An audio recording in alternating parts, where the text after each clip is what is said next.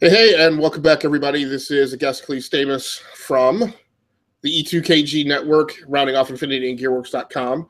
We are back for episode number 15 of the Enough to Keep Going podcast, which is our deep discussion podcast that we hold weekly, where we dive deep on a topic in gaming culture, the gaming industry, talk financials, whatever the topic of the week happens to be. It seems like yesterday we were just getting started and already we're up to episode 15. So with me tonight, it's just myself and Swiss Guard. How are you doing, Swiss? Not too bad. Not too bad. Can't complain. Good. So Osiris Prime and DBQ Hams are taking the night off in our rotation.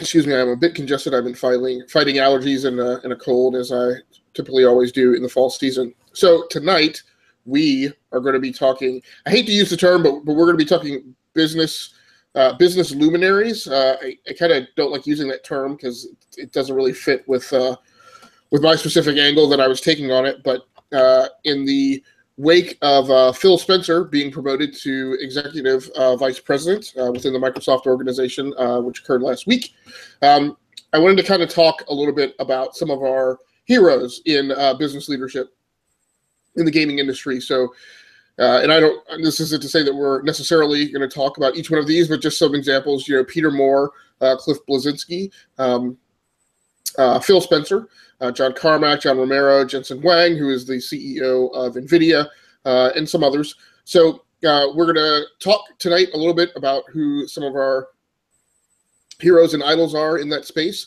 We might get around to also talking about some of our villains in the industry, and we might also dive a little deeper and talk about some of the studio heads. We wanted to start off mainly with the corporate types and the business leaders, but depending on how long we're able to carry that conversation, we may get into some of the creative types. And if not, that will probably be a discussion for a later podcast.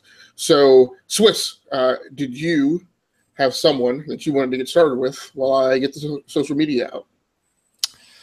Well, I know that you were looking at the Xbox guys, and to be honest, they're the most, for me, like, when I think of game developers and my heroes, I always tend to go, like you mentioned, the creative director. So I jump on the Will Wrights and the Hideo Kojimas and the Shigeru Miyamotos of the world. But you still need and while they're like awesome and talented, there's still a whole structure up there. And for me as a developer, sometimes you gotta take a step back away and look at the big picture. So it was interesting to kind of ponder this. I guess I'll leave Spencer and Moore for you to introduce them. For me, my mind jumped to two fellows, Satoru Iwata of Nintendo and Gabe Newell. But I think I'd like to hold off on Gabe until the end of the discussion, because I'm not sure how positive that's going to be. So with Iwata, one thing I like about him is that, and this is kind of actually fairly common in the guys that I kind of were refreshing my memory on, but he came up as a programmer, so I kind of identify with that, and it's kind of cool to have a guy that was just doing a HAL laboratory doing basic coding, well, not basic game development. Kirby, I think he did Earthbound, but I don't quite remember if that's accurate. And to move up in the company to become the CEO and guide it, it's cool because when you're a developer at a big corporation, sometimes you tend to see the suits on Mahogany Row as almost enemies. They just don't get it. They only care about the bottom line. They have no passion for the art. And it's nice to see a lot of these guys that ended up leading these major game companies came from with development roots. So I think their hearts were in it for the right reasons. But with Iwata specifically, from a business perspective, I think he and Nintendo had some really great successes and some pretty glaring misses. So I would say it was a mixed bag. I really like the blue ocean strategy that they pitch. So blue ocean, I mean, is kind of, I think it was based off of based off of a book by Kim and Renee Mabor. I can't even pronounce their name. Anyway, basically it was that you want your company to find the blue ocean, the open market. You don't want to get into an overcrowded thing, what they call the bloody red ocean of rivals fighting over a shrinking profit pool. You want to find new territory, fresh territory. And Nintendo was not afraid to do that, and especially under Iwata. So I think he came on in the early 2000s. And so it was him that, the DS and the Wii were the first, I think, platforms that really came out under his watch. And they were both very different from what we've seen in the past. And I think, the Wii was a massive success. Oddly enough, I probably don't, it's not my favorite Nintendo console, mainly because, I felt it was a little bit gimmicky, and, I honestly had more fun with the GameCube before the Wii, but it was different and it was new and it captured the zeitgeist for a while. The Nintendo DS, that it was kind of, the touchscreen was kind of new at the time, like not new as a technology, but novel for gaming. And with the two screens, that was really different. And he, not only did they have this different hardware, but they were also pushing to get different demographics of people utilizing that hardware. So you have the Nintendo DS with games like Brain Age was one of the most popular games, and it wasn't like a classic game that you would normally expect on a video game console. It doesn't exactly appeal to the 18 to 24-year-old monster drinking Red Bull demographic, but it was very successful. And the Wii, I remember the Wii Fit. I think my sister-in-law actually purchased it, and she probably didn't have any interest in video games. I know she doesn't have any interest in video games, but that was something that attracted an interesting demographic. And the Wii Fit type stuff, I don't think really carried through, but at the time, they made their money. So that was a good thing. They were pushing a different thing. I would say then you had the misses, right, with the Wii U. The 3DS, I consider it a success. I'm not sure how well they did financially with it, but I guess you could call it kind of a success. I think the 3D capability is overrated, and Nintendo does now because they're putting those 2D versions out.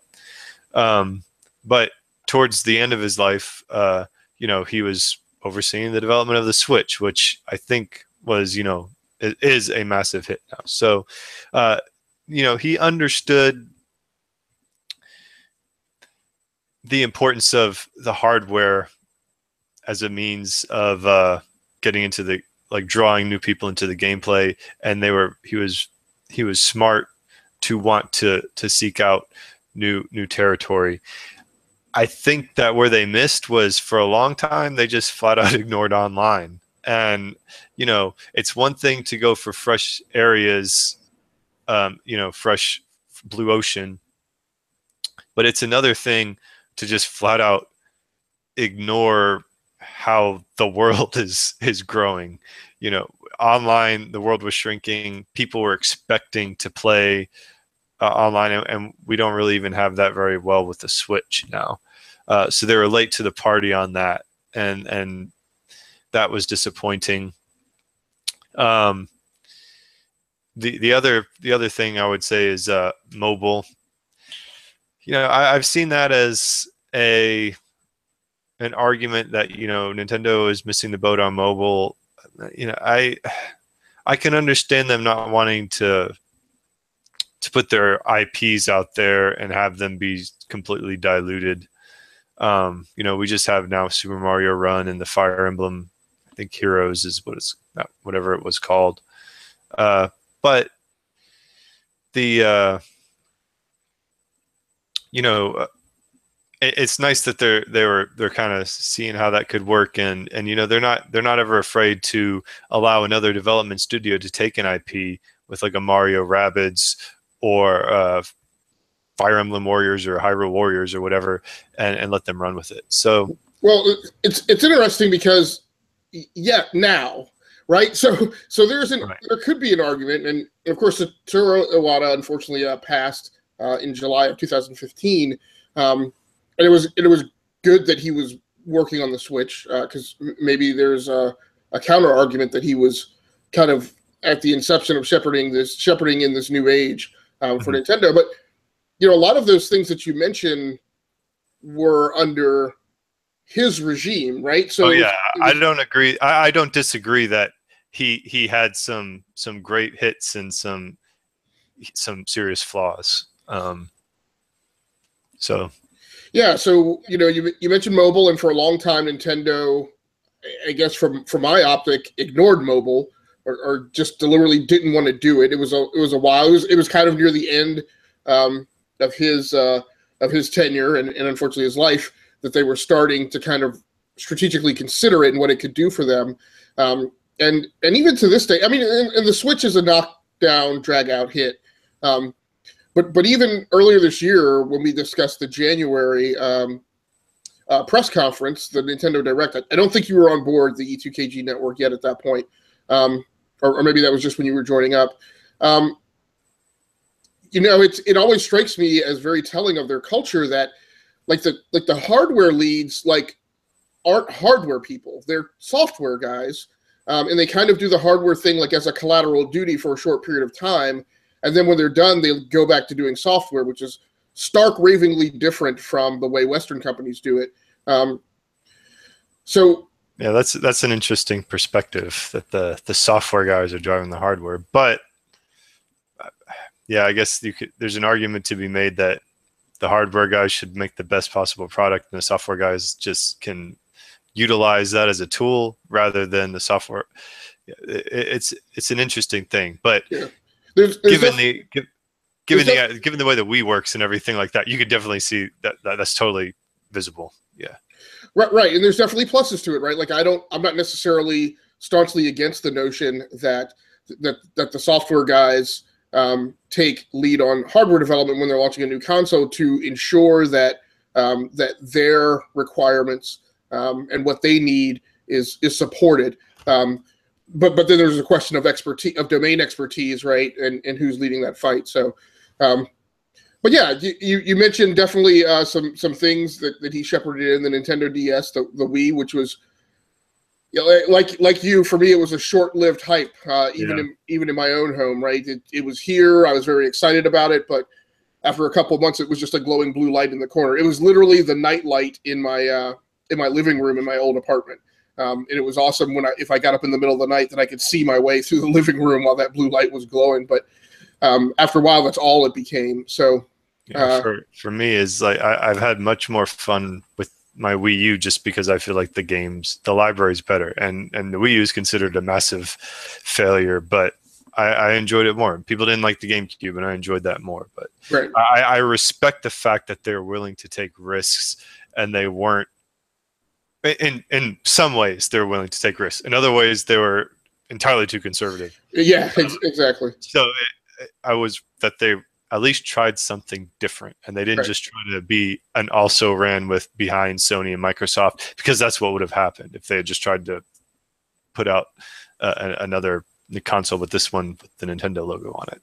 Right. So as you mentioned, he had some big hits, right? He was the lead. So he was the CEO from 2002 to 2015. In 2009, they experienced their greatest year of sales with what looks like about 1.8 million units. He definitely shepherded in their preeminence in the handheld market, despite the technical superiority, arguably, of the PlayStation Portable.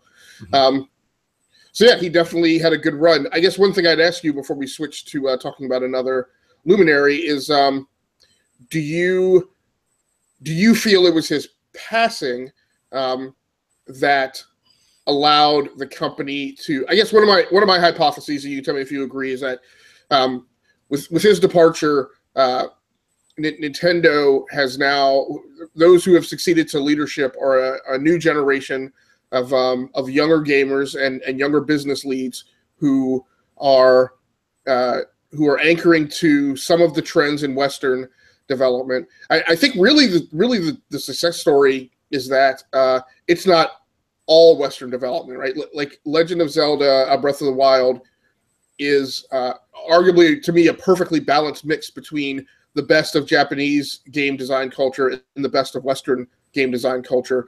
Do you feel it was his passing that kind of allowed others to come up from the ranks and fill in that vacuum and start to turn the company in a different direction?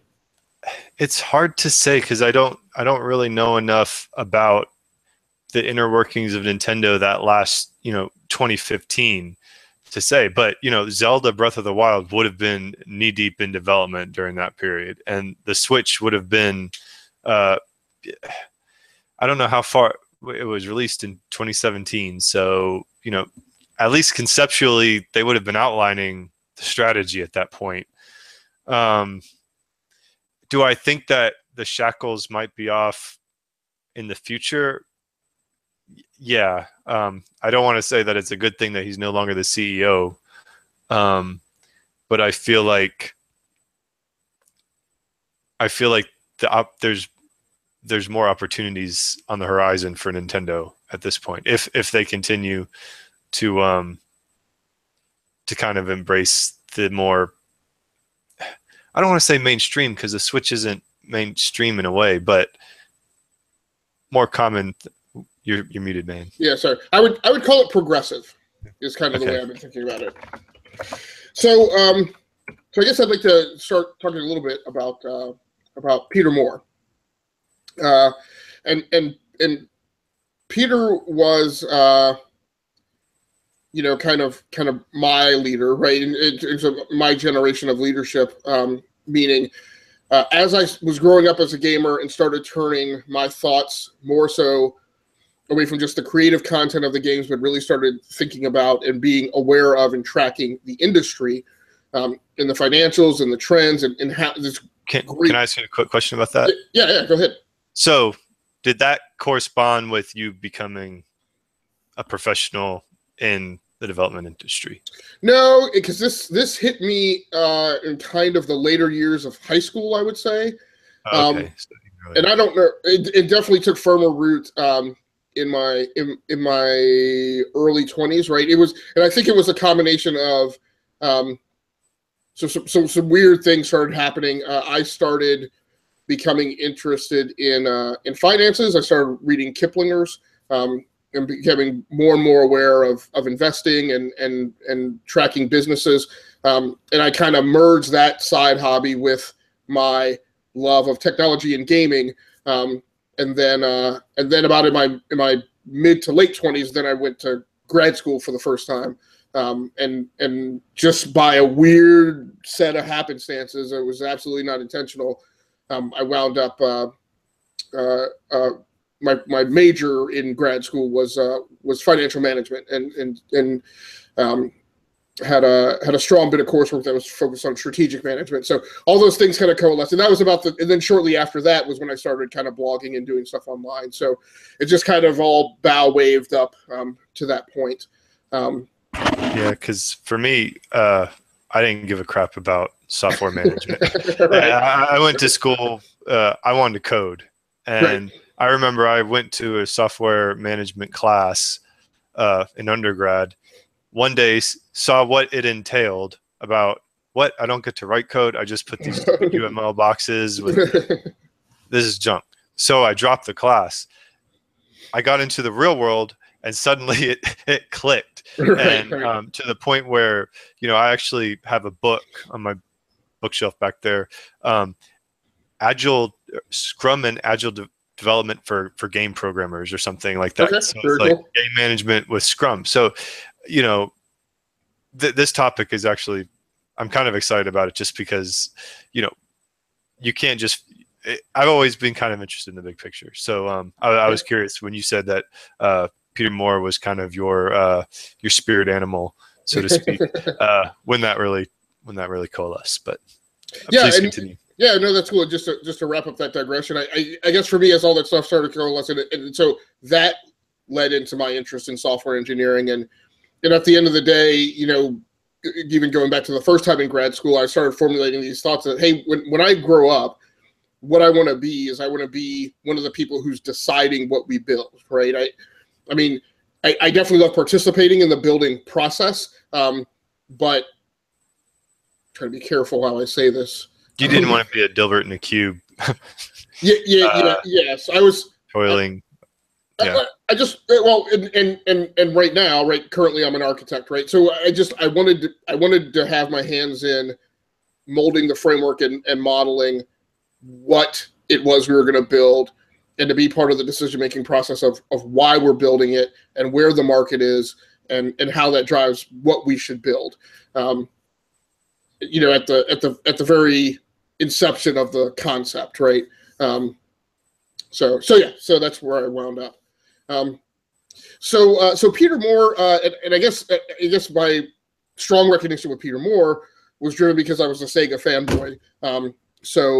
I had a Sega Master System and then a Genesis, and during the whole Nintendo Sega war, I was definitely I wasn't as much a hater. It was more a matter of if I was going to spend my money, wanted to spend my money on a Sega console, and then I would go to my best friend's house and play his Nintendo, right? So, so as I was reading, because at this time in high school, I guess like the first issue of like Game Pro magazine came out. I actually saw it on the shelf in the grocery store and bought it, and that kind of started my first delving into reading magazines, really. Frequently and often and at large volumes. And so as I started reading these articles, they had all these interviews with these CEOs and business leaders. And so I became aware of Peter Moore when he was at Sega. And so I saw how he, led that company through good times and in bad times, and then eventually took charge of converting the business over from a hardware business, was part of the decision, one of the decision makers in saying, for Sega to drop the hardware and go software. So one of the things I've always admired about him is that courage. I will say that was more so true courage than what some other companies shaped like fruit have called out as being courage. Although I get what Apple was trying to say when they said it. They just chose a bad time and left it hanging in a bad articulation. But yeah, it's hard, and right, and this is part of the world I live in, right? It's hard to make the decisions and to then drive people to do the things that they are not comfortable with, and that seem non-intuitive with wherever a team or a company has bedded down its gold coins, right, in defining who they want to be. And I have to imagine that was an incredibly difficult decision. It's impossible for me to imagine how difficult that was to come again from a Western mind and to drive that into into an Eastern culture. If you look at Nintendo staunchly stayed the course, arguably when they shouldn't have, and somehow Peter Moore was able to collaborate effectively and drive a decision being made to skew away from the pattern Sega had set. Yeah, with regards to that decision and the ending of the Dreamcast and whatnot, do you think that pretty much, you said you had the courage and the ability to push that through? Do you think that was because he did not come from a software development or a gaming background? That he didn't? I think I remember reading that his son had a Sega, but he didn't know really what it was when he was going. He was a businessman that came in to run it as a business. Do you think that that had to have played into it, I think. Yeah, it may have, and I guess I would contend that that's currently what is in the industrial zeitgeist. Although Silicon Valley often says it, but I don't necessarily see evidence of it. About the fact that diverse teams that come from diverse domain expertise and experiences make better decisions and perform better, right? So I'm not. I don't even know exactly all of his background, but I mean, it was a very early start at Sega of America. So he was. It wasn't like he came in right before and just kind of axed it. Right. But I think he could see it probably more clearly than if I was a developer for the company and I'd been making this hardware for years and that was my baby. It'd be hard. So. Yeah, so he got his start in sportswear. It was a French sportswear company, and then was at Reebok for 2 decades. And I'm basically reading straight from Wikipedia. And then was a PE teacher for some period of time. So I would say, from a business perspective, he started with a sportswear company, and I guess the commonality there is he was heavily in understood branding, because sportswear is very almost utterly more so about branding than quality. Honestly, as we get farther along in his career, branding was going to be what pretty much I respect the most about. Like, I mean, yeah, he knew what he was doing. Right. I just wish, as far as the Sega, this is, I guess, the Sega topic, I wish they would have leveraged their IPs better as software after they made the switch. But I don't think he lasted at Sega much longer. Microsoft pretty soon thereafter. Right. So the Dreamcast, again, I have a hard time figuring out or remembering when exactly it was discontinued. So that was, I guess, the early 2000s, right? And then in 2003, he was hired by Microsoft. I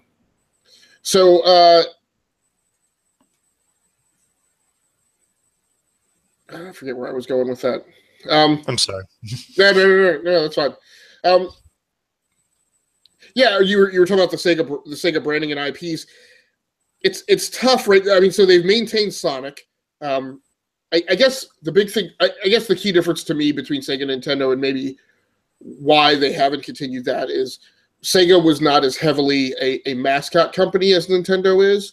Other than Sonic, they were, again, to me, they're a company that's very analogous to what Xbox and Microsoft are now. They have themes and franchises, but those franchises aren't necessarily driven by iconic brand recognition of a particular mascot. It's more the name that rings true than you seeing like Mario, right? So, right. But I mean, they had Phantasy Star, right? And they had Shenmue and Crazy Taxi and Skies of Arcadia, and there was a few ports to places, but it just didn't feel like they took stuff and just like embraced it and ran with it. But right, no, yeah, I can see what you're saying. So why don't we step over and start talking a little bit about? Well, you want to do Gabe last, so why don't we talk a little bit about Phil Spencer and then do Gabe? All right. I kind of want to link Spencer with Moore to a certain extent, because Moore's Microsoft career. So we got there at 2003, and they're trying to get the Xbox going. And I'd say, would you say the Xbox 360 is like the golden era so far of Microsoft? That's been their. It's hard. Like it's yes. You're pitting me into of the a Xbox line. I don't know. Well, you got Spencer, and he came from the software. And he worked on like Encarta, which I remember my dad had that. I remember using it before you discovered Google. Right. But so Spencer, he led the studios, so he's like focused on the games more so than just like the whole entertainment side like more was. But you have like Fable and Halo and Gears of War and stuff. And these are like, they were big time franchises. I mean, I don't want to say they're big time franchises, but at the time, they were driving systems. And so you got Spencer, having the software team doing a great job. You got Moore out there with, flexing his bicep with like the Halo 2, November 9. I mean, he got it. He got what people wanted to see with the Xbox. And in the West, they were successful. They came in and disrupted the industry. They came in and Sony was entrenched.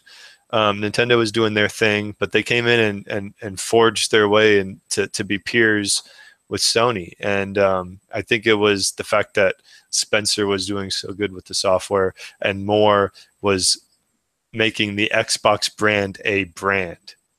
We got the Atari box coming, and I don't really see, they don't have a visionary like they do like they had at Microsoft.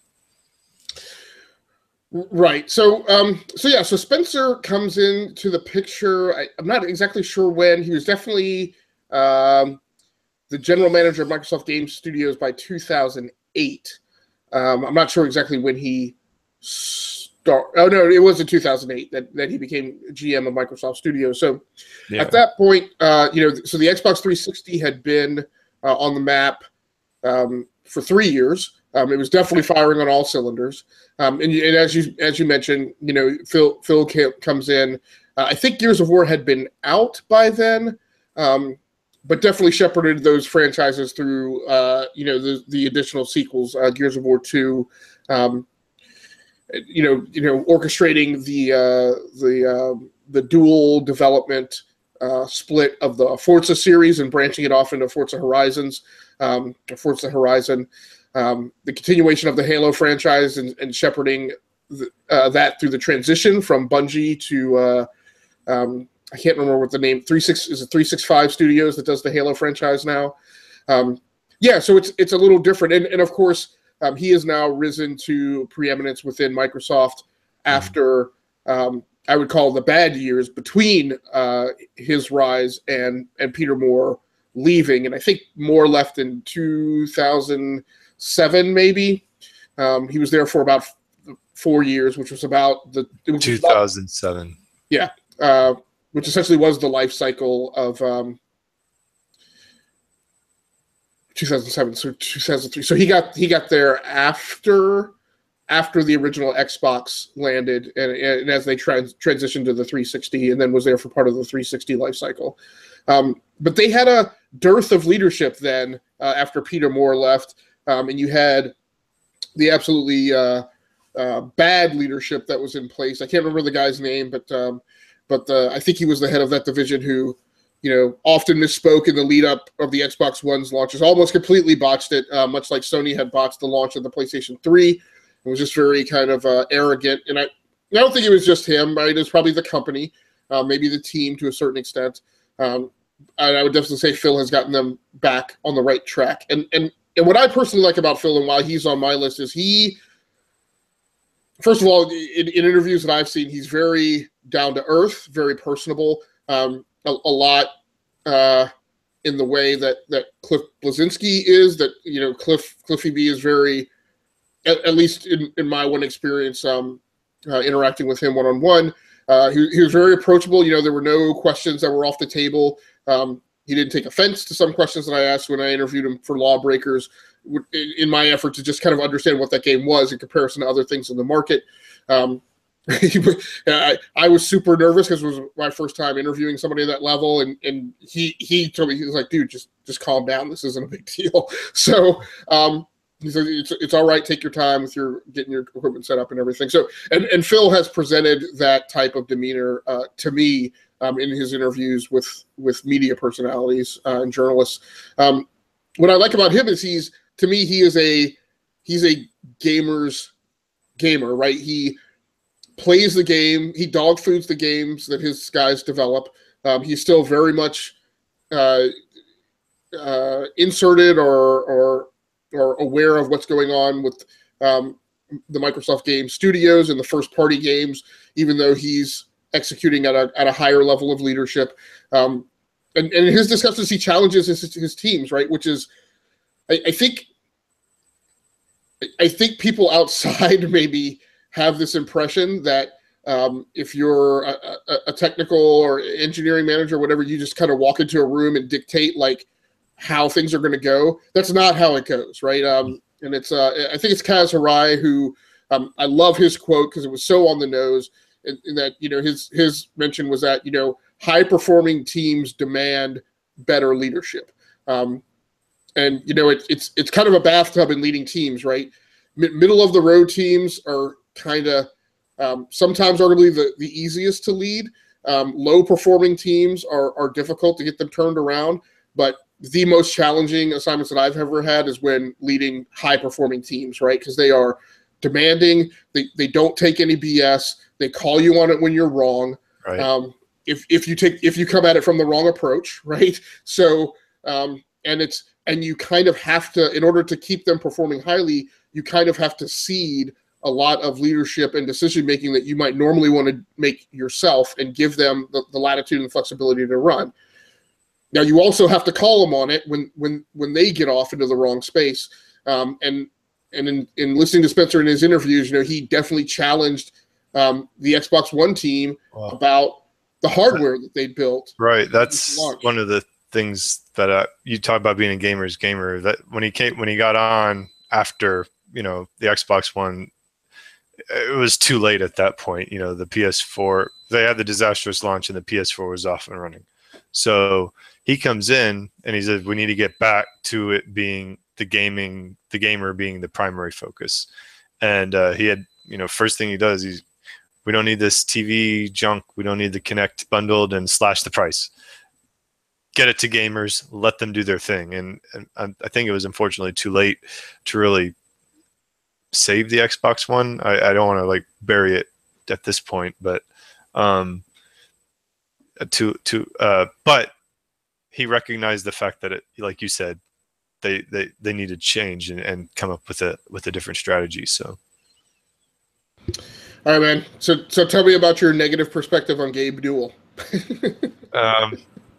Well, so he came from early Microsoft, right? I think he dropped out of Harvard to go there, and he ended up founding Valve. Co-founding it, and they obviously they did some great things. And Half-Life series is one of the on the Mount, almost, would you consider that a Mount Rushmore of gaming series? Close to it. Yeah, absolutely. It's definitely a golden baton. Right. He does that, and Valve does like Portal. They have these fantastic games, and then the fact that Steam, like the concept was great. Like, look, we want to just streamline getting PC games to people, set up a community structure and make it easy for people to buy. And now you have the indie, let indie developers come through here and remove the middleman. So brilliant.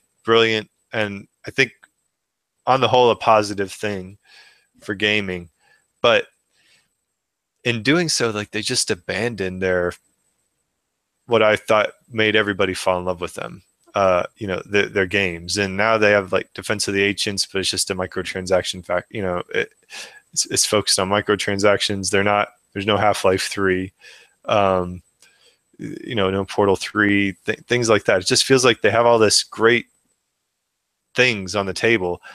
And Valve famously has the flat structure, right? It's kind of like self-organizing teams in a way or whatever. Yes, yeah. It's one of the things I deeply admire about that organization. I have so want to implement something like that in a non-gaming commercial industry. But do you think it could work? I mean, I read an article once, and I found it, and I linked, and I have it here so I could re-reference it. But it was a former Valve employee, so she may have had an axe to grind.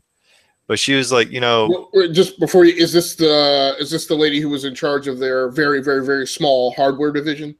Yes. Okay. All right. Yeah, she does have an axe to grind, but go ahead. Yeah, she had an axe to grind. But some of her criticisms I could see like I would agree that those might have been problems when I was thinking about it. So you have a large company. Like, at what point do you have a thrust of direction? We're talking about these visionary luminaries and visionaries. How can you have that if there's nobody guiding the tiller? So, and she complained that it became very cliquish. So there was like an actual undercurrent of leadership, but it was kind of like behind the curtain, and so you had to know people and you had to be in good graces with people.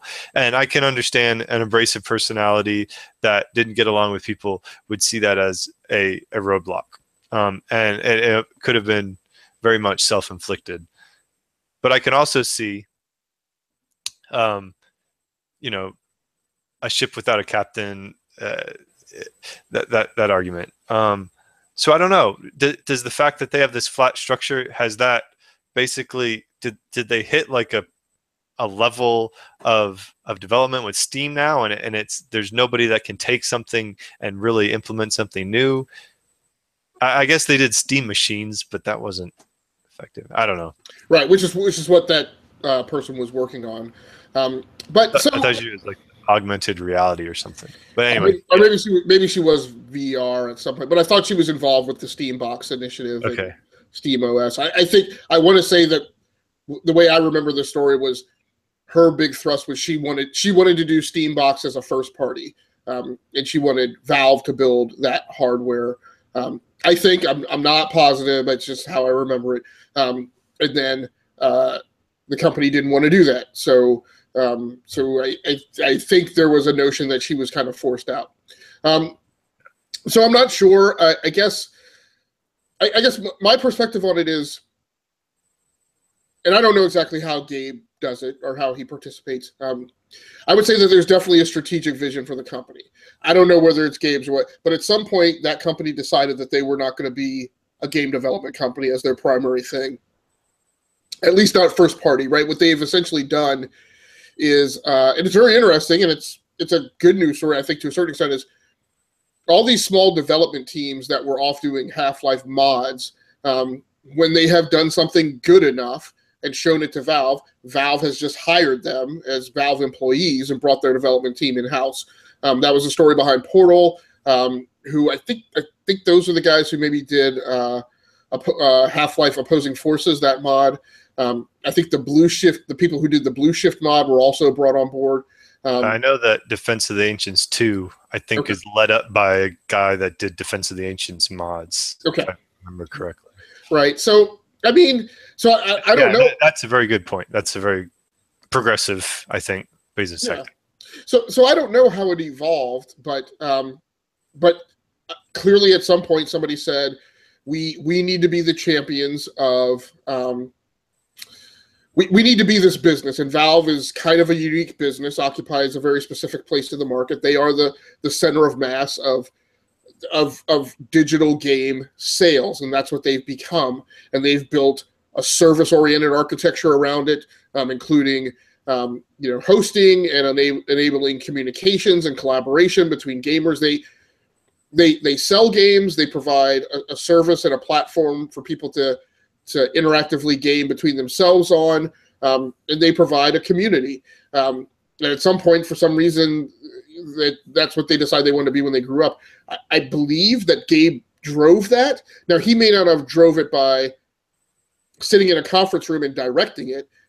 He may have drove it by sitting in a conference room and just being the guy who asked the questions and allowed people to talk and kick it around, and then extracted out of that either the consensus or the majority of opinion that he thought he was hearing, and said, okay, well, that's it. Let's become the game service company. So I understand what she was saying about Valve. I feel like it's that way in any company, even if they have a hierarchical structure. At any point, you have the influencers, right?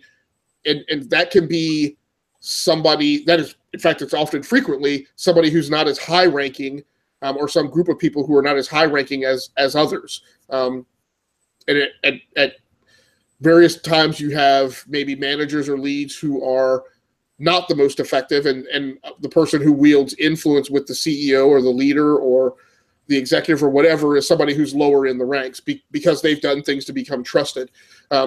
So I don't know that the dynamic she pointed out was really anything unique.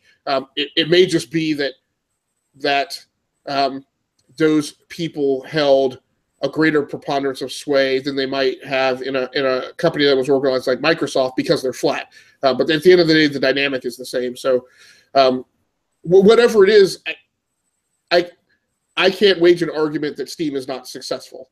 Right. Valve is not successful. I guess, so on the one hand, like, it's mostly, I don't want to say he's a villain because it's mostly just disappointment. Like you said, Steam is a good thing and a massively successful financially. It's just a disappointing thing that people remember what Valve used to be, and they changed. And there's part of me saying, why can't you be both? And then there's another part of me saying, maybe I'm the Sega dude in Japan waiting, not knowing that the guillotine's about to drop here, and I just don't see far enough ahead to know that we need to adapt. But as a gamer, it just doesn't feel right. No, and that's kind of true of all these leaders, right? In the companies that they lead or did lead, all of them have something where you wish that they were a thing, right? I love Phil Spencer, but I wish he had figured out a way to make the Xbox One X $100 less, right? Because I feel like that's a showstopper with the price of that console. I love Peter Moore. At the end of the day, the business side of me acknowledges that arguably what he did with Sega, which I think is analogous to what HP did by stopping trying to be an entirely consumer-focused company and split those divisions up. I think it's analogous to what IBM did. And all of these things were things that business leaders in this time frame between the 80s and now have done in order to not be Wang, right? I mean, they were all growing up when Wang imploded on itself because there were things it chose not to do and not to acknowledge, and they're trying to not be that.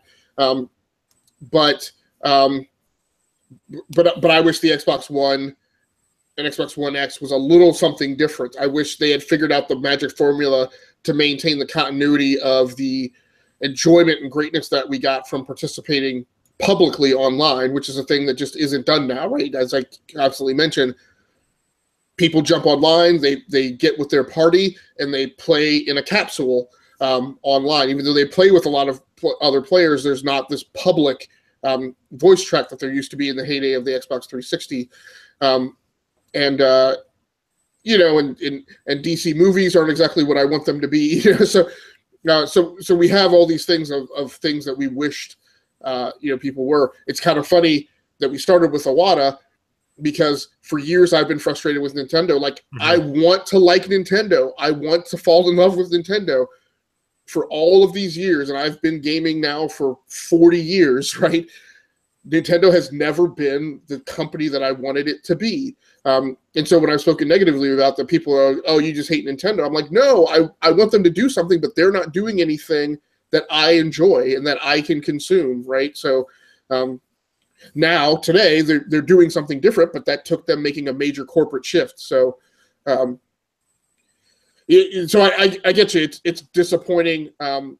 It's a weird serendipity, I guess, and I don't know if I'm using that term appropriately, where I'm probably not using that term appropriately, but I can't think of a better word. It's a weird place to land in, where you can be disappointed with the company but agree that the company's successful, not dislike what they're doing, but wish that they would do this other thing that you wanted. So that's like they say sometimes, don't meet your heroes. All right, man. Let's.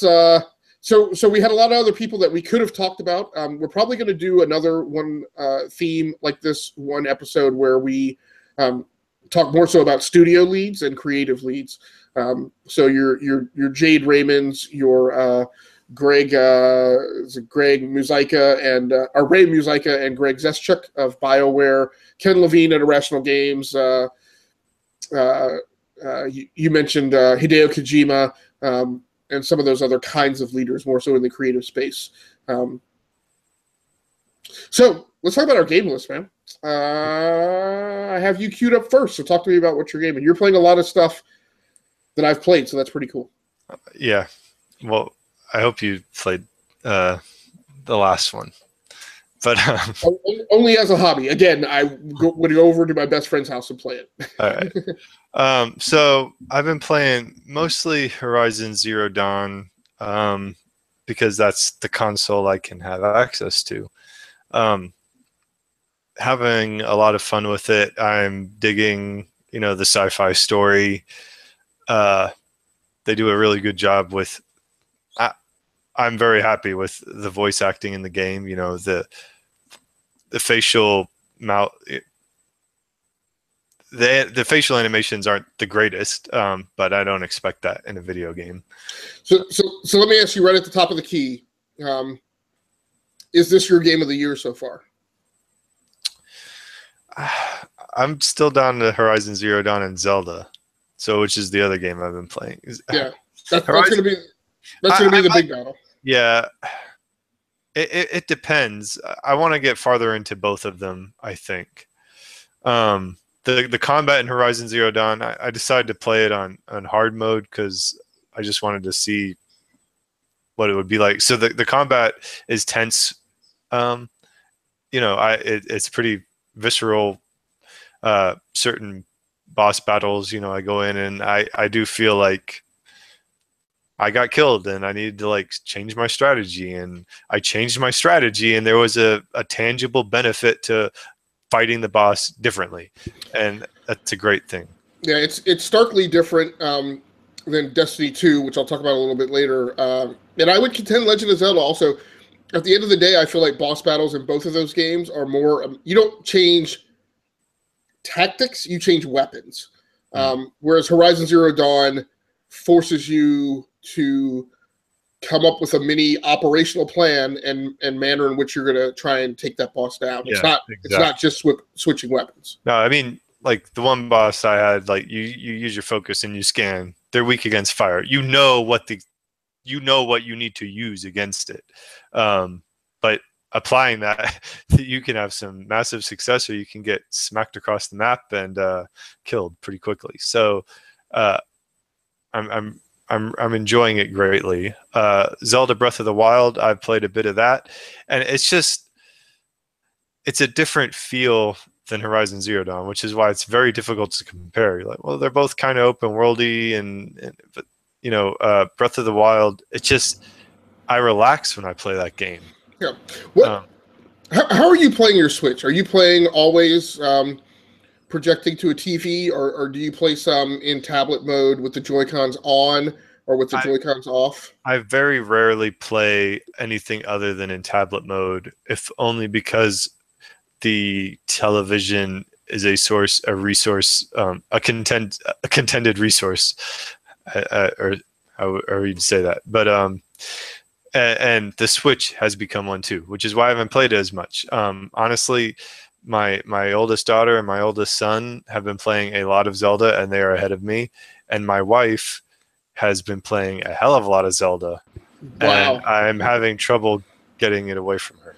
So, Yeah, I played mostly almost the first 5, maybe the first 6 months entirely on the TV. I have only recently. So one of the things I grabbed over the summer was the Joy-Con grip charge. So the one that has a USB-C connection at the top, and you can plug it in and charge and keep your Joy-Cons charged. So I have more recently been playing either in tablet mode with the Joy-Cons on, or in tablet mode with it sitting on the easel on the desk, and then playing with the Joy-Con grip. I recently reminded myself, I think I mentioned this maybe a couple weeks ago, that and I was very fortunate to get my hands on a Pro controller at launch. There were not a lot of people who did that. A lot of people were on a waiting list to get their Pro controllers. They're easy to find here. I don't know. Okay. I see them in my Walmart. So no, that's good. No, that's great. They were kind of a unicorn for a little while. But because I had it at launch, I immediately acclimated to playing the Switch on the TV with the Pro controller. And it's only recently that I've been reminding myself that the Joy-Con grip with the two Joy-Cons on is really a competent controller. I have one thing I want to do that I haven't been doing is I haven't been playing with the Joy-Cons off and detached, like on my wrist, kind of like the old Wiimotes. Yeah, I have never played in that. I don't want to. Okay. I mean, in our house, the Switch really only gets played docked if it's almost out of batteries, which also tells you how often it's played.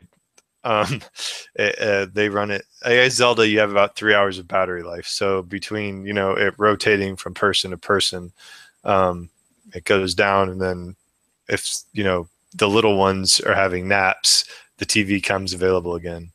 For me, I like it in tablet mode, and I'm happy with that. I have switched to the Joy-Con grip a few times. There's like one shrine, for example, where there's a lot of shrines where like you have to manipulate and rotate your controller, and in the game it rotates. But if you have it attached to the tablet, you're sitting there going, like this, and it's like, screw that, I'm getting the Joy-Con grip, and I beat the shrine pretty quickly after that. So I can't remember. Is this so on the PlayStation 3, and I think on the 4, definitely on the 3 with the old 6-axis controller. Just about every game, and I hated the games that didn't, but just about every game would allow you to turn motion controls off. Are you able to do that on Zelda? I don't know. I haven't even thought about doing that. I mean, the shrine itself to me was like, that's how they wanted it to be done. So I didn't even consider doing that. But as far as like combat and whatnot, I'm just playing it like I would any other game. So it hasn't really come up for me. So my big problem with shrines that I fortunately recently figured out is I think I maybe just had a mental block. Like I was totally stuck in a Pavlovian loop. I didn't get that the shrines could be different colors. So for a very long time, I was fixated on thinking that they were all blue. So I spent a lot of time in one sector of the map, firmly convinced that I couldn't find all the shrines. So once I figured that out, it became a better experience. See, I'm not even far enough to like experience that agitation. Like, I'm like literally like, I mean, I'm off the Great Plateau, and I've done some more stuff in the Great Beyond, but like my wife and my kids are talking about stuff. It's like, I haven't even gotten there yet. Let me play. So you found your first tower, right? Oh yeah. Okay. I mean, I'm off the plateau, and okay. When you say tower, you mean like just like for scoping the area out and everything? Yeah, the thing that you have to climb all the way. It takes you like 10 minutes to climb to the top, and then the old guy gives you either a map or some other piece of something and you have to like sight out visually and mark. Oh yeah. Okay. Yeah, so the first plateau you do that, and then you get the 4, and then you get your glider. Right. And I haven't gotten my glider yet. Oh, so you're farther behind than I am. Yeah. Okay. Yeah. Well, I don't feel so bad anymore. You don't even have your own. You don't even have your first horse, Zeus. Don't evaluate the game. Don't use me as the yardstick. I am well known for buying a game and letting it sit for 2 years before I ever go to first boot. So,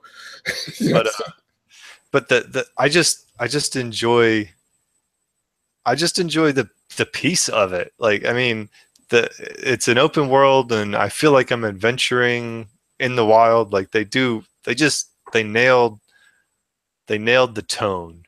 I enjoy the tone. For Horizon Zero Dawn, I enjoy the visceral combat a little bit. The strategy of the combat. I definitely prefer to play as a like more stealthy, because if you don't, you get killed. Right. So you don't. So I guess there's two ways to look at that difference in design and approach. So in comparison to Destiny 2, there's a tipping point that I hit where I get angry in combat. There are modes that I'm in where I'm arrogant in combat, like when I get shot by something as I'm proceeding to a certain point. I'm like, I kill things just because, like, I feel like they're too insignificant for me to like. Well, the game's drawing you in. Yeah, but my feeling in Zelda is like you mentioned, but what I miss from it is I don't get the enemy design. Like, I don't get angry at anything in Zelda. I feel like I feel like even like the little tribal monkey things that are like your key enemy in the first area, it's more like they're just stupidly primitive. Like they're not evil, they just don't know any better. So even though you're arguably killing them, like I feel more like I'm weeding out like a very aggressive and large pest infestation. So, but it's different. But I don't ever get that charge, right? Right.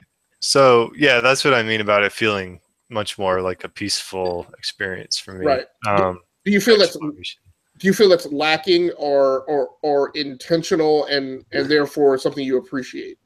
I appreciate it because it makes me feel like the focus is on exploration, finding the shrines, getting your horse, going from point A to point B. There's a point where you bump into somebody and they're trying to solve a puzzle, and you look at your map and you solve the puzzle, and then you go explore and you find a treasure chest, and that's I think what they want. I don't want to say Zelda's never been about combat, because the boss battles have always been great. But it's just a different focus than Horizon Zero Dawn is. And I appreciate both. Okay. They're different, which is why it's hard for me to say which is my favorite right now. Okay. So your last game is definitely all about combat. Mike Tyson's Punch-Out for the NES. So for whatever reason, I had my NES hooked up to my 13-inch CRT, the last one we have in the house. And I just whenever I get back that little itch to play the old system, I tend to, for the NES, it always tends to be Mike Tyson's Punch-Out. Like I don't play Mario Brothers. It's Mike Tyson, and I love the fact that you lose a battle or you lose a fight, and you have to go back and fight the dude you just beat him again before you get another chance, and it's just like old school. And it's 8-bit, but the animations are good. Like the guys have all the reactions when you hit them, and the tells, and they had cutscenes. They got you in your pink jumpsuit running with the Statue of Liberty, and Mac is on his bike with the towel. It's awesome. And I don't know, every time I get the nostalgia bug, I like to pull that out. And I kind of still remember when I got to hit stuff, and I know that Bald Bull, you're supposed to hit him when he charges you and you get the star and he goes down immediately, but I couldn't get the timing right, and then I got frustrated and quit.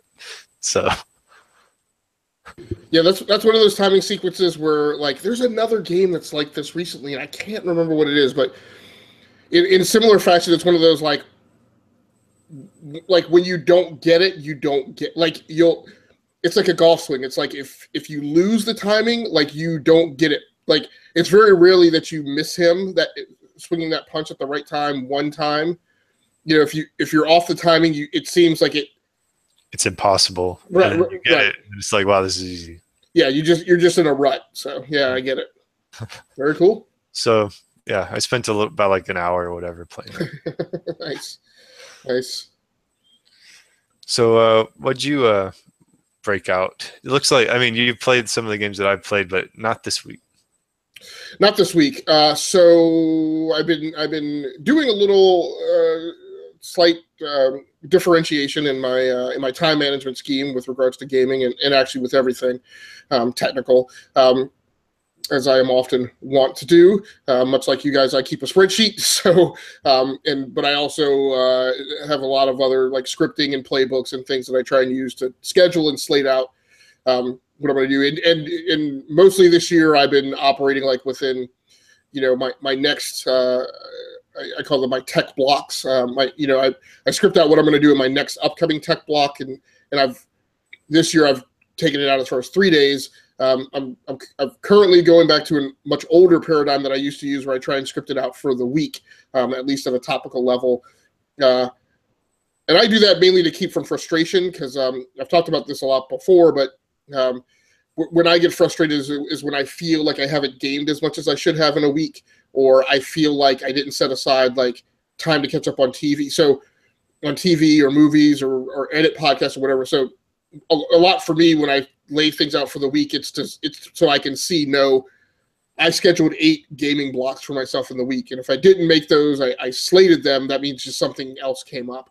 But it's also so that I can do things like if I'm going to do a gaming block in the early morning before going to work, I can set up like the night before. So when I come down here in the morning, right, I can just immediately go into gaming, and that becomes more important when I'm also doing a game capture or streaming that game session. So and I've also made one of the shifts that DBQ and I think talked about a couple weeks ago, specifically with regards to how much time I spend on new games. So I definitely have in that pattern.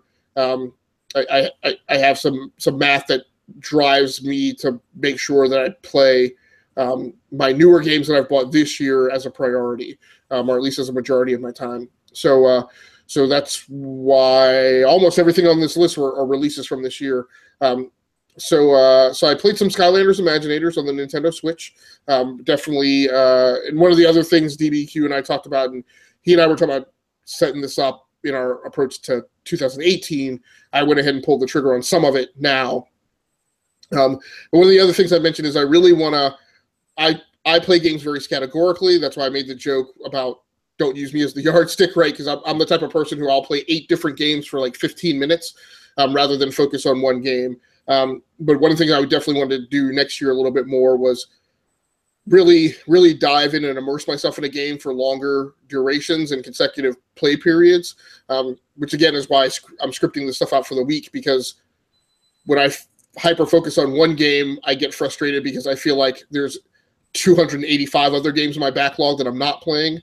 So I'm trying to lay this out a little more in advance so I can, again, calm myself down and know that, oh, no, you're playing like 8 different games this week or whatever. So I put some time into Skylanders Imaginators. I still continue to play Golden Queen the whole time. I need to do some research because what I don't I tried to switch out of her, and still the only option I had to switch to was to switch to the other. I call them amiibos. I know they're not amiibos because Skylanders are a different kind of toy. I still call them amiibos. The only option I had was to switch to, I think it's called King Pen. I'm not sure, but he's the eagle or whatever. He was the only other Skylander that I could switch to. I thought that there were some subset of like baseline Skylanders that you have access to just as part of the baseline game so that you can play the game even if you don't have amiibos, which I feel like you should be able to do. So there's something I'm not doing right in that selection screen or some other. Being able to play the game that comes in the cartridge without the accessories, that's very naive of you, Zeus. Right. Of course, that would not generate as much revenue as forcing people to buy the toy and making that be the only way they can play the game. And the only way you could access other characters would be to buy the toys for those characters. Maybe that's the way it is. I'm by no means a Skylanders veteran. This is the first iteration of this game that I've played, and I know it has a long history and a game and design model behind it. So, yes, you're right. I'm very naive in not knowing that, despite the fact that there's been 3 or 4 games in the series before. But I want to figure that out because I feel like I've played Golden Queen enough. And I keep getting like these Imaginator sets, and I can't tell if Golden Queen is wearing them or if I have to have those characters in order to utilize those Imaginator sets. These are things that DBQ would definitely know. Yeah. So maybe I'll corner him and ask him about all this stuff. But I have a good time playing it. It's very Zelda-like in terms of, and I know it's difficulty-wise, it's targeted at younger kids, but I can play it and have some periodic moments of kind of high adventure in it, but not get super stressed out about the gameplay. It's not the Destiny 2 experience. So I enjoy playing it and kind of going through it a little bit at a time. So I played a bunch of Skylanders Imaginators this week. Did one game capture of those, which I need to edit and post on my YouTube channel, rounding off Infinity. Destiny 2 is the game that I have gone to a model where I'm literally trying to play a little bit every day. So regardless of what's scheduled, I'm trying to squirrel away at least like an hour to play through it. I'm not burning through it as DBQ has. He's already level 20.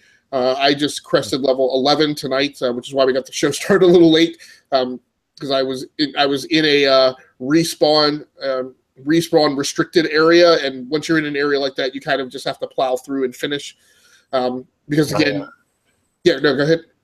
My wife doesn't like when we play online games because they can't be paused. So Right. the kids downstairs have been in the middle of a Splatoon match. Come up, it's time for dinner. Well, I'm online. I can't pause it. Right, exactly. Exactly. So, yeah. And of course, the frustrating thing about the Destiny franchise is you can't pause the game whether you're online or playing single player because it's always connected.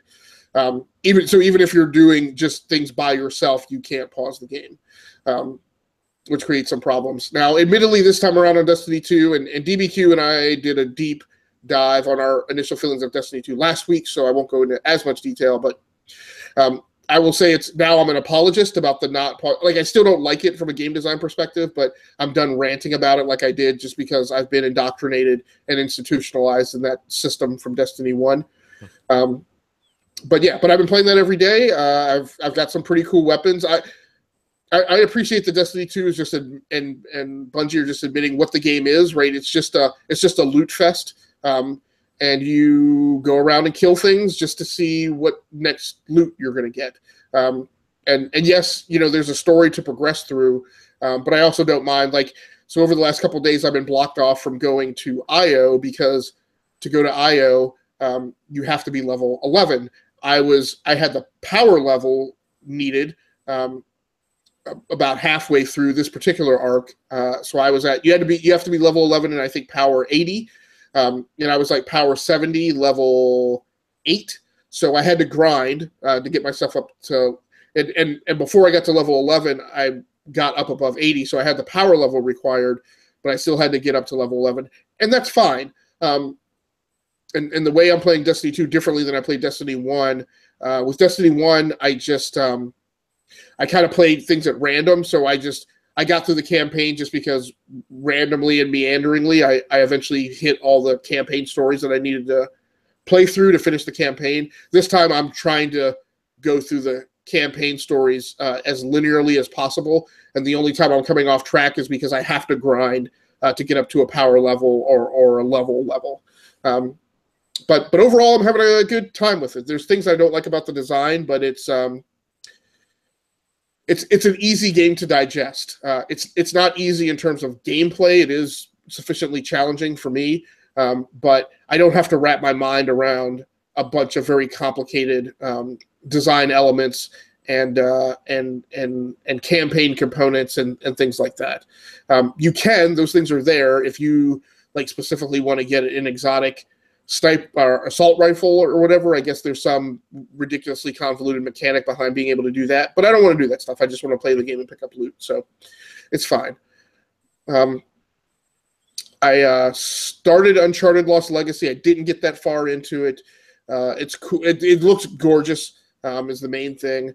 But I just barely touched it and got the opening sequences. You have to sneak around. You have to stow away on board a truck and then get to a part of the town where the I don't know what I want to call them.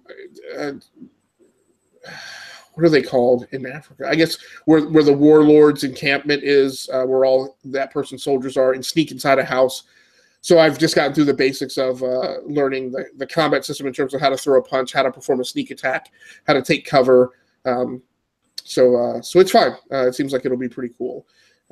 I do want to get through that because when I get through that, I'm going to swing back and play Uncharted 4. So as I mentioned to DB last week, when I bought Lost Legacy, which I think was about $20 maybe, Uncharted 4 appears in my library now, even though I haven't bought the game, but it appears in my library as available for $40. So basically, they're just charging you the balance of the game after discounting the price that you paid for the expansion DLC. And the last thing I played was Dirt 2. So this is a game, I don't know if I've mentioned it, but is very difficult to get running on a Windows 10 modern-day PC. It's a 2009 game. You have to go through quite a few mechanics of downloading some additional files because the game still has the Windows Games for Windows Live framework embedded in the code.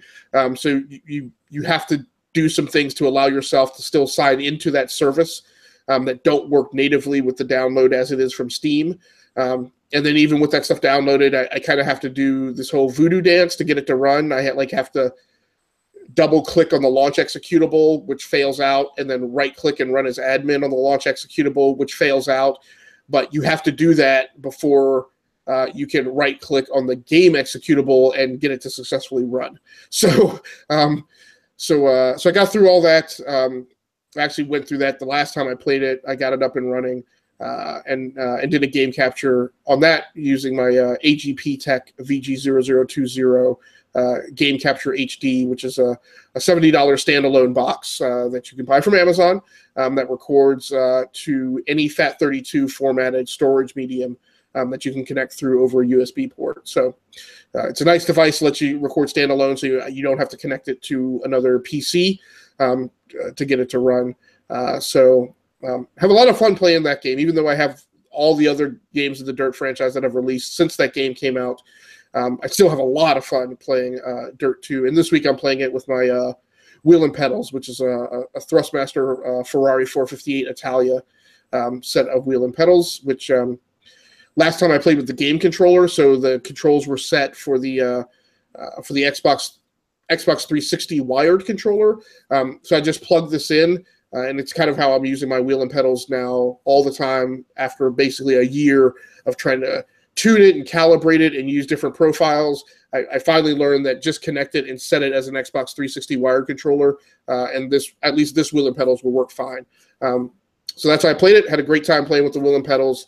Got through a bunch of events, lots of rally cross, and other stuff. So plays great. Right, it's a nice game to have in my racing inventory since I love racing games so much. Yeah, it wouldn't be a playlist with Zeus without at least one racing game. Right. They do come up frequently. Yes. So we have definitely run over by about 15, 16 minutes. So I do want to go ahead and wrap up. Swiss, anything that you want to plug this week?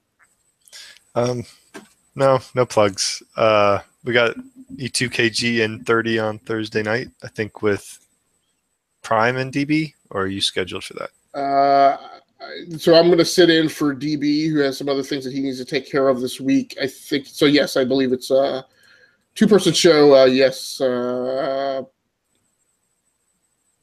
no, I think it's Prime who had to be off. I think. So I think I'm sitting in for Prime. So yes, it'll be DBQ and I believe is the plan. But that's going to have some big news on the Atari box front. I'm certain that will come up. Yeah, good chance it will. So we've got that. Dave Pecci, who is part of the two-person entertainment crew on the E2KG network channel. He and I just recorded episode 3 of our Nights in the Kitchen podcast, covering episodes 5 and 6 of The Defenders. So we will be wrapping up that short-term podcast here probably this weekend with our final episode that'll cover the penultimate episode of the show, as well as the season finale. So I'm looking forward to that. And then he and I still need to kick around what we're going to do after that. But again, basically the focus for the entertainment crew is probably going to be covering shows that run more like what I call the British series format, which is typically 6 to at most 13 episodes, and kind of tells a story arc in a more concise fashion than American TV, which runs 22 episodes, which is a little exhaustive and a little untenable and has a lot of breaks in between it. So I'm not sure what we're going to do next. If any fans, viewers out there have any suggestions of what you'd like us to cover next from a series, we would definitely appreciate them. And I think that's it. Anything else, Swiss? Nope. Have a good night. Right. The other thing I'll mention is please head over to my YouTube channel, which is where all my gaming content is, streams and game captures are over there. Using my main shtick is I use all sorts of different types of equipment. So if you're getting into game captures or streaming and wondering what type of equipment you should buy to do that, if you're just doing it from PC, you can certainly just use OBS and stream from the same PC that you're gaming on. But if you're doing things more complicated and really want to be able to shape your content, I cover lots of different game capture devices, microphones, webcams, and headphones that you can use as part of your setup, as well as the software applications that they work with. So Thanks again for joining us for Enough to Keep Going on this evening, September the 26th of 2017 on a Tuesday night, episode 15. That's going to be a wrap for us. Thanks so much for joining in, and we are out of here.